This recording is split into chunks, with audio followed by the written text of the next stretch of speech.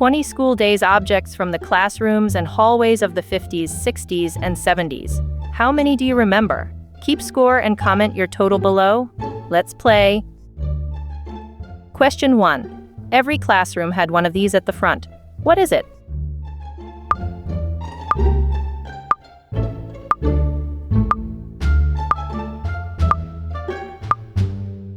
The answer is a chalkboard with felt eraser. Early boards were real slate, which is why many kids still said blackboard, even after schools switched to green boards in the 1950s and 60s, because green was easier on the eyes. Question 2. It hung rolled up above the chalkboard, waiting for geography class. What is it?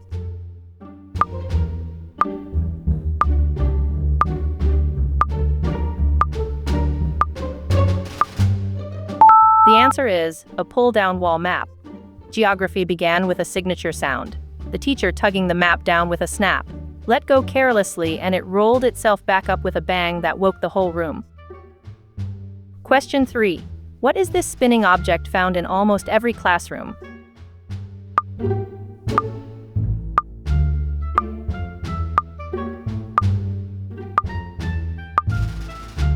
The answer is a classroom globe. Mid-century globes went out of date fast. Dozens of new nations appeared in the 1960s alone as former colonies in Africa gained independence, so older globes showed countries that no longer existed. What is this girl carrying to school?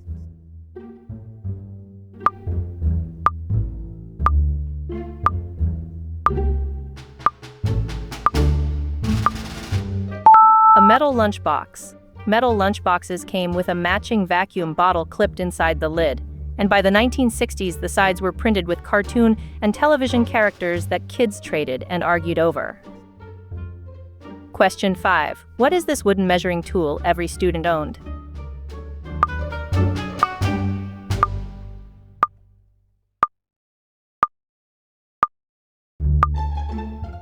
The answer is a 12-inch wooden ruler.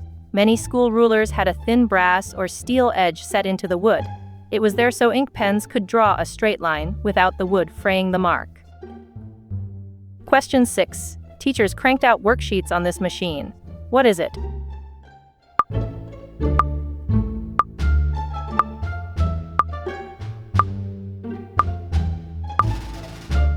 The answer is a spirit duplicator, the ditto machine. Fresh copies came out purple and cold with a sweet chemical smell from the duplicating fluid. The first thing a whole generation did with a new worksheet was hold it up and sniff it.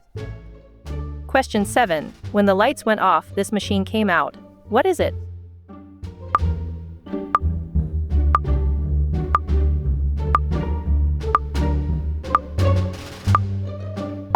The answer is a film strip projector.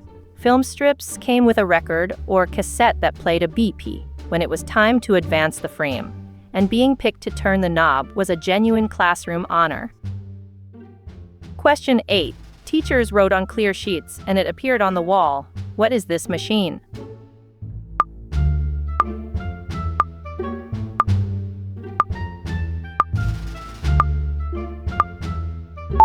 The answer is an overhead projector.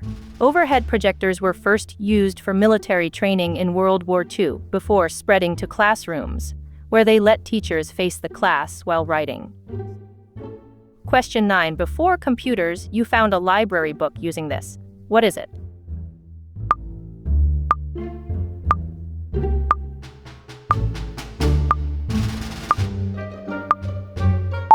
The answer is the card catalog. Every drawer had a long metal rod through the punched holes of the index cards so an entire drawer couldn't be spilled.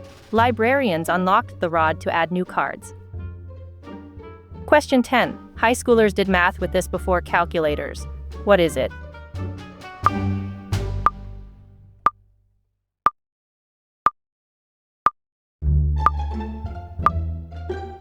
The answer is a slide rule. The slide rule ruled math and engineering classes for decades.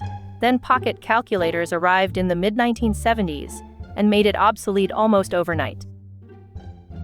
Halfway there. How many have you got so far? Keep counting. 10 more coming up. Question 11. These cards ran along the top of the chalkboard. What did they teach?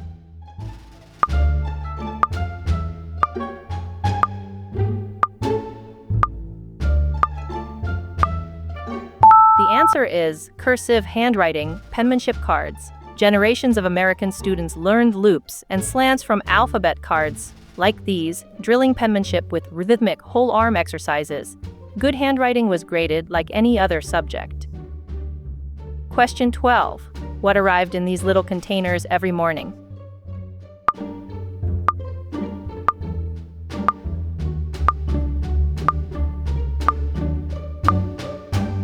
The answer is school milk, half-pint bottles. Milk break was a daily ritual, and milk monitor was a real job. The little glass bottles gave way to waxed paper cartons through the 1950s and 60s. Question 13. Why are these kids crouched under their desks?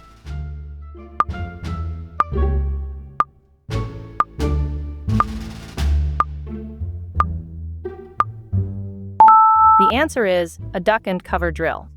The 1951 civil defense film Duck and Cover, starring Bert the Turtle, taught millions of school children to dive under their desks during Cold War air raid drills. Question 14. You needed this object just to walk down the corridor. What is it?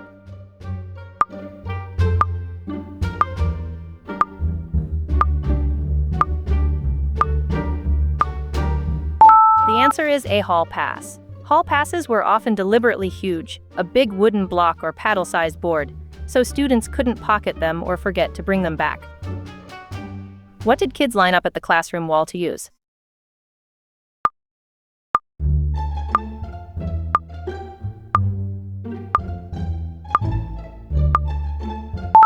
A pencil sharpener. The crank turned two spiral cutters inside the housing. The shavings drawer pulled straight out, and emptying it was a chore, usually handed to whoever finished their work first. Question 16. This little room at the back of the class had a special name. What was it called?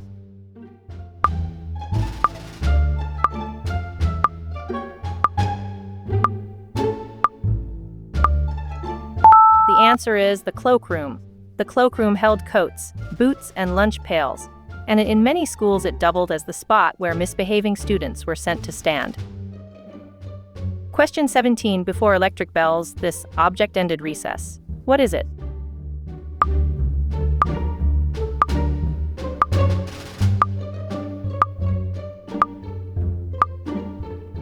The answer is the teacher's handbell. In smaller schools, a brass handbell rung from the doorway called everyone in from recess. One-room schoolhouses often had a larger bell mounted on the roof for the same job. Question 18. What was this round hole in the corner of old school desks for?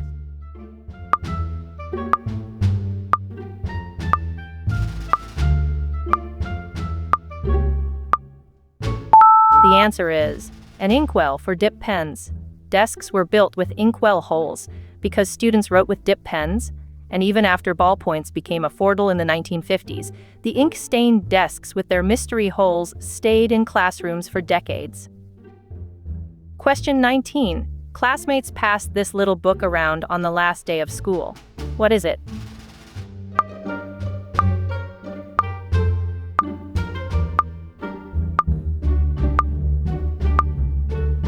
The answer is an autograph book.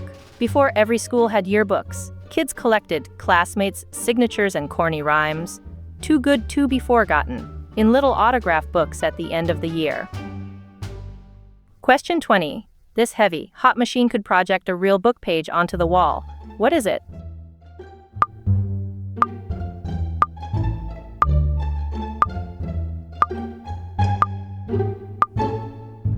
The answer is an opaque projector.